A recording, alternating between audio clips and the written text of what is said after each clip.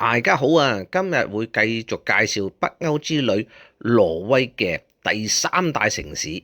呢個城市咧有差唔多有21.5千人口嘅，嗰個城市就叫做特隆克姆。如果係粵語的話咧，就叫做特倫漢。挪威名就叫做 Trondheim。呢個城市喺挪威大概中部嘅位置左右啦。你睇睇佢呢張地圖，挪威嘅地形係咪好似一條蛇咁樣啊？呢個城市仲可以睇到北極光添。記得 like、subscribe and share， 因為咁樣呢，就對我哋呢啲咁小頻道呢係最大嘅支持同鼓勵。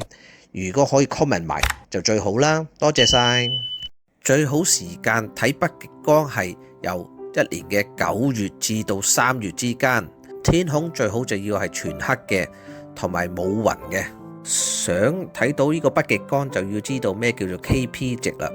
KP 值咧係由0至9，越大嘅 number 咧就越大機會可以睇到北極光嘅。當個 KP 值去到9咧，我哋稱呼為地磁暴，咁係有幾誇張呢？就算喺法國嗰度都可以睇得到北極光。KP 值越低呢，我哋就要往越北嘅地方先可以睇得到個北極光嘅。譬如而家係 KP 值只係得2的話，咁喺特朗克姆多數就睇唔到啦。當 KP 值大概有4左右呢，咁就係好 perfect 啦，你就可以睇得好清楚啦。喺呢個特隆克姆，好，先嚟講下呢座城市嘅歷史先。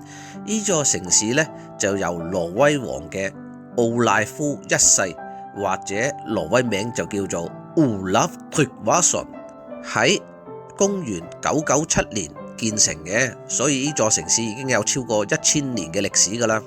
喺特隆克姆嘅市中心有一座好出名嘅大教堂，就係叫做尼達洛斯主教座堂，挪威名就叫做 Nidarosdomen。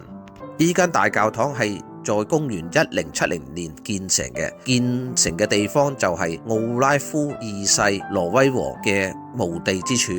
挪威王奧拉夫二世或神聖嘅奧拉夫，挪威名就叫做 Olav Haraldsson 或者 Olav den Hellige。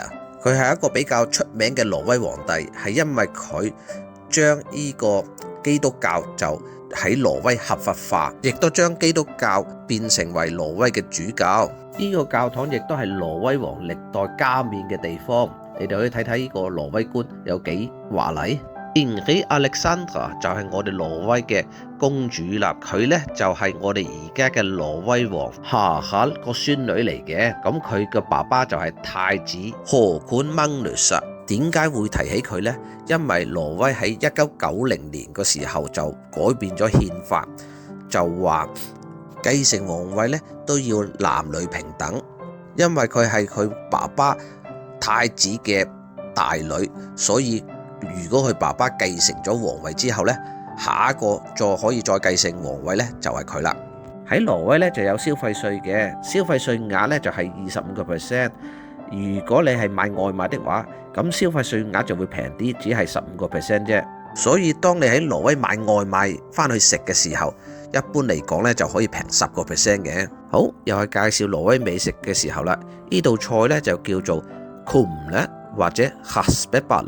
裏面有呢個鹹羊扒啦，有腸仔啦，有啲果醬，亦都有啲瑞典大頭菜蓉。最緊要咧就係嗰嚿白色嘅嗰嚿嘢叫做 kumle。咁佢係乜嘢嚟嘅呢？ kumle 係由呢個薯仔加麵粉，再加少少鹽同埋水嚟做成一個球狀嘅嘢嚟嘅。通常喺面頭會加啲煙肉碎。好，咁今日嘅時間就差唔多啦。咁多謝各位觀眾嘅收聽同收看，記得臨走前 like、subscribe 同埋 share， 或者可以 comment 呢段片啊。